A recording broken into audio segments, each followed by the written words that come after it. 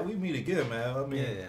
I mean, we go way back to like BET Awards '04 or something, like way back in the day. Say, yeah. And it's been always a pleasure to just see. Well, not always a pleasure, because I ain't been happy to see it when they doing you wrong. But to see you on the screen, it always brightens my day. And you stole the movie with your scenes in this one. So first off, how does it feel to be? How did it feel to play in this movie with these characters and be back on screen again, as opposed to stand up in the stage with?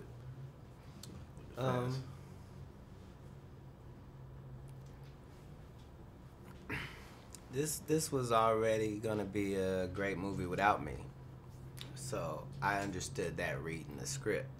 Then when you get the cast, you understand that that's for real, and yet it doesn't minimize the job that really needs to be done on this character. And if I can manage to do this right, this is a good thing in addition to a great thing. So I got it on all levels. It was the right thing for me, and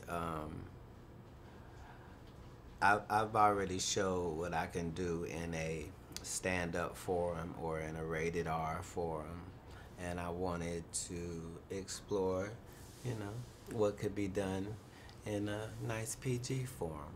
Okay. And I wanted to still be able to bring something to the character, and so this was a wonderful opportunity, and you already got an all-star cast, so it's just about doing your job. I like that. I'm gonna have to ask you, we got a nervous Nelly here, so I know this is gonna sound like a funny question, but are you a serial killer? No, I get it. There's a lot of nuts out there. I am a stranger, I am a hitchhiker, Satisfied? But I swear to you, I am not a serial killer.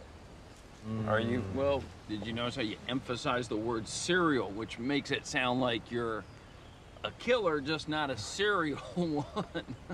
Oh man, okay, that was totally unintentional. I promise you that. Didn't mean that. But you're still not saying I'm not a killer. It seems like that's what a non-killer would say. I'm an idiot, man. Idiot. Idiot. I've been a non-killer too long to not know the non-killer rules. You know what I mean? How about this?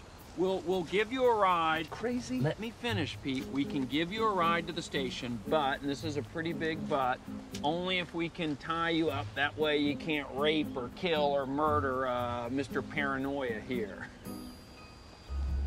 You okay? Those aren't too tight, are they? Almost kill you, can't kill you. Speaking of father figures, like one of the first things in that interview in 2004 that I learned about you is that, I mean, you are a father responsible for some kids. Like, how has that played into the career choices you make? Having offspring that look up to you as well as the fans. Like, has your children played into any of these choices that you make? Like, well, invariably, they factor into all the choices.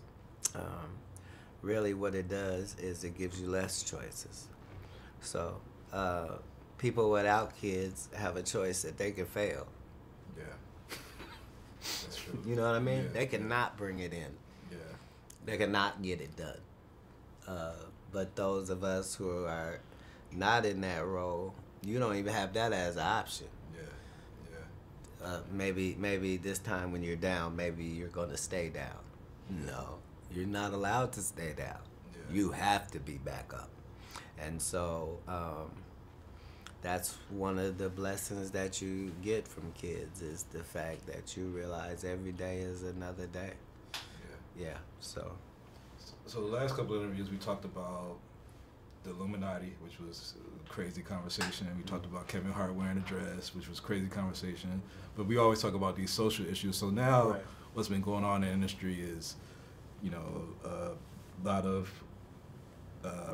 redemption on these sexual harassment claims that's going on, and Colin Kaepernick and the NFL protests. And I want to get your opinion on those situations. Like, you always have some wisdom to add to it. What do you think about how the NFL has responded to those protests, and what do you think about what's going on in the industry today? Well, these are the same situation. And if you boil down both of these situations, it boils down to people are tired of being lied to. They want to talk about the truth. If it's unpleasant, they want to talk about the truth. If it's pleasant, they want to talk about the truth.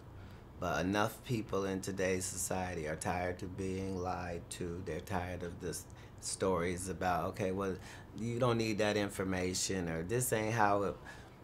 It's through with that. So now, this is how we get greater as a country, is by addressing these things. And every time we get to another portion of the population, we get a chance to see what they're going through. So now, white women have not been able to air their grievances for a good long time. The female actress in Hollywood has not heard her voice about anything. And so this is the opportunity. And once you get those heroes that come out and say something's wrong, then the floodgates are opened. And at the end of the day, you just want the people that are affected by this to be able to get better with it so that they can move on. And you want whoever are the people that keep making this the culture, you want those people out. And that makes the culture better for all of us. Okay, man. It makes the culture better for all of us to have you speaking your mind. I love to hear you speak the truth. That's something that you always do, bro. That's what I do. Thank you. Appreciate you. All right.